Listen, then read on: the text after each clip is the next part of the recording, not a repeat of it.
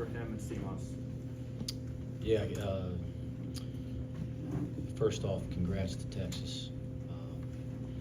It was a heck of a college basketball game. When you lose a one-possession game, it hurts. Losing always hurts, but when you lose like that, it stings in a really serious way. And, first thing, I was proud of kind of how we kept fighting all night. Didn't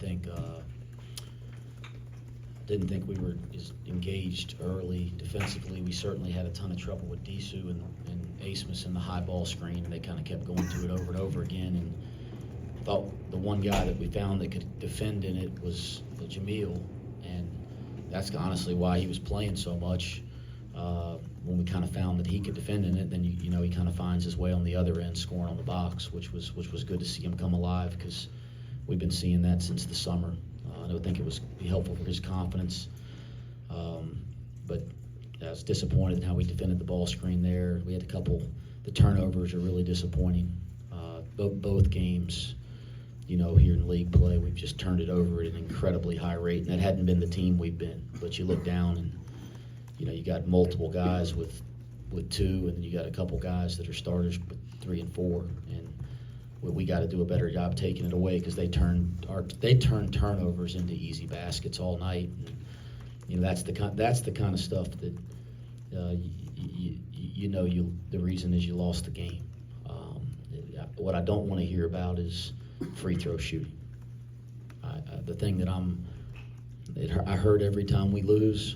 Our players hurt every time we lose, but nobody's going to beat himself up more than John Newman tonight, and that breaks my heart. It breaks my heart, and it ain't fair, because he shouldn't do it. Because one missed free throw on a 1-on-1 does not define the game, but he's going to do that to himself, and I just hate that. And we're going to have his damn back, because that's not it. There's 1,000 reasons why.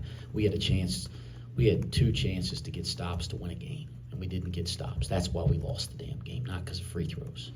So I break my heart for that. But some good performances tonight. I thought Simas was special. I thought he was special. And he made big time plays down the stretch when our team needed him. And that's what big time players do. And we've known that about him for a long time. He's been battling a bunch of injuries all fall and a bunch of crazy stuff, but he was special. It was good to see Jamil come alive, and you know, Victor's kind of been consistent all year. I won't kind of go down the list, but I thought Disu was a load. I thought him at the 5 with the pick and pop threat makes them a completely different team. You know, and we thought they might do some of that, but Shedrick must have I think he was grabbing his back in the last game, so that must be why he didn't play. But I think Disu was just everything we could handle, and you know, we talked about everything we could possibly do at halftime, but Millie kind of gave us the best chance, and the way Millie was guarding it was the way that we tried to get Vic and AZ to guard it a little bit, but that they didn't have quite the same level of success. How much does it impact? It felt like your guards were doing a good job on Asmus and Hunter, where you don't want to change up what you're doing with those coverages, but you have to adjust because Disu gets hot. Yeah, I mean, it's not like as simple as, like, you know, they asked me on the radio show, do you just put John Newman on? Look, I mean, then who do the other guys guard? I mean, there's a chain reaction. Certainly, we talked about it, and if you go to switch it, then and Jizzle and Dede was great on him, and Jizzle was good for the most part. He had some breakdowns. They get him out of the timeout on the back door and gets him for 3, getting through the screen. But Dede was great on him. But then you switch it.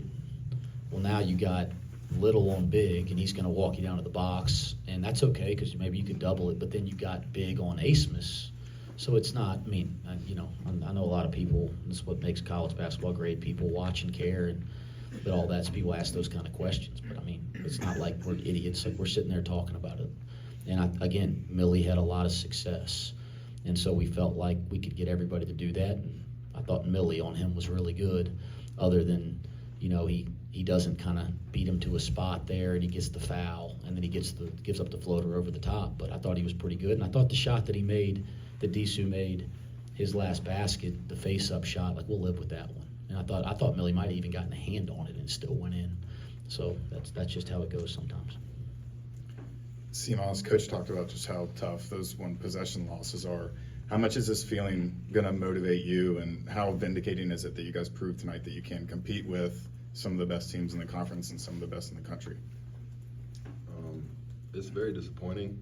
I wouldn't say we were worried at all about proving anything. You know, we knew how good we are, and we knew we belong. And but yeah, in terms of disappointment, we have a few hours to be sad, but we knew what we're coming into with the Big 12, and tomorrow we got to come back ready and prepare for Baylor. Wes, can you talk about the energy that it took to play a game like this? And obviously, Big 12 games are going to be filled with energy and the intensity, but just the energy it takes to play a game like that for 40 minutes, start to finish. Yeah, I mean, you're playing in the best basketball league in America. It's going to take, elite effort, and you can't have possessions you take off. So, effort. I don't think anybody that watched the team would say our guys. You'd be disappointed in our players' effort, but the effort plus the focus and attention to detail for 40 minutes, we can get better there. We got a lot of work to do there. But yeah, it's going to take a lot of effort in these games. That's what it is. It's the highest level of college basketball. I mean, it's awesome. It was incredible atmosphere in there tonight. That's what we all came here for. It hurts like hell when you come up a possession short. Seems like there's been a fair amount of missed layups. Obviously, there's some defense involved in that, but We missed had a some. tough We time missed. finishing. We missed some, Scott. That I don't know how much the defense has impact on. We just miss point blank layups. Sometimes if you miss it 2-3 feet over the top, that'd give the defense credit. But we got point blank layups at the rim all night. We didn't convert those, and you look down and you score 73, and I don't know how many layups we missed, but it felt like a ton. I've said it for years. I've never coached a player that wanted to miss a layup. I never coached a kid that wanted to miss a free throw. Yeah, I don't dwell on it, but we'll just get back to working at it in practice. The crowd was loud. Are you disappointed that it wasn't a sellout? I didn't know, but when I saw the figure, I was a little surprised. I thought our fans were unbelievable tonight. I thought it was a high level environment.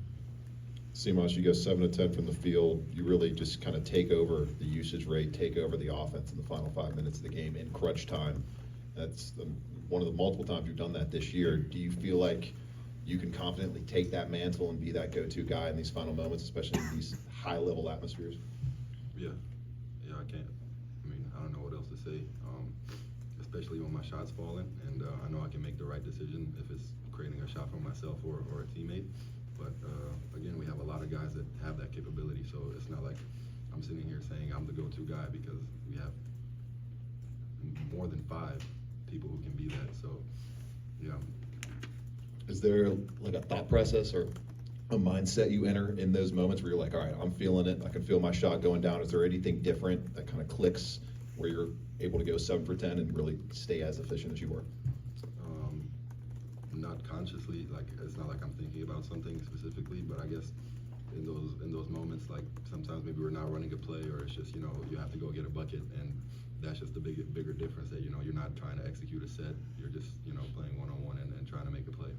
How many times have you practiced that ISO back down that you were able to hit? Not that much. Got time for 2 more. Wes, did you get a good look at the last shot at Max's, whether or not he dragged his foot or not? Did you get a good shot at the replay? I'm not going to comment about any of that stuff. Caleb. I can just ask it from here. As that final sequence played out, what's the thought process for you in not using the timeout and letting it play out for the final shot? Yeah, that's a good question. It's like when you give up a basket late in a tie game or a 1-possession game, it's a coaching strategy question. Do you get it out quick before the defense is set, or do you call timeout, let the defense set, but get exactly what you want? In my experience, or what my opinion as a coach, if I was at a coaching clinic, I'd tell you there's no right answer. What's the best thing for your team? in that situation. And we work on running and getting it out quick every day. We work on getting it out quick and running, and we've worked on that situation in practice. And we've told the guys, if you get scored on late in a one-possession game, get it out quick, and let's see if we can get something good before the defense gets set. We didn't get it out as quick as I would like, but we practiced that. We've defined that to our team. There's no, anybody could say you should do this. That's BS. There's no right answer. The answer I tell you as a coach is, have you worked on it with your team? Check. And, is it consistent with your style of play? Which, check. And listen, I didn't think we got the greatest look. I would have liked us. They did a nice job of stopping the break around half court, but, this guy gets a clean look at the basket to win the game. I mean, I think given the scenario, we all would have taken that. Any thoughts of foul on their last possession because you had one to give? Yeah, but that's tough. That's tough to signal in, right? Yeah. That's tough to signal in, and then you're really worried about fouling in a shooting situation or whipping a guy. Now, we work on fouling in other situations and giving situations, but I think that's pretty tough. I had that timeout. If I didn't have to burn it on the out-of-bounds play, on the side out, we might have called timeout before the free throw and talked through that with the team. But I had to burn it to get it in, and then you don't want to burn the last one.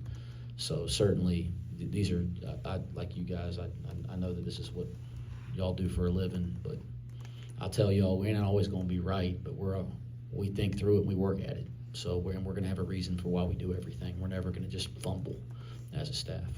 All right, thanks, guys. Thanks. Thanks, Wes.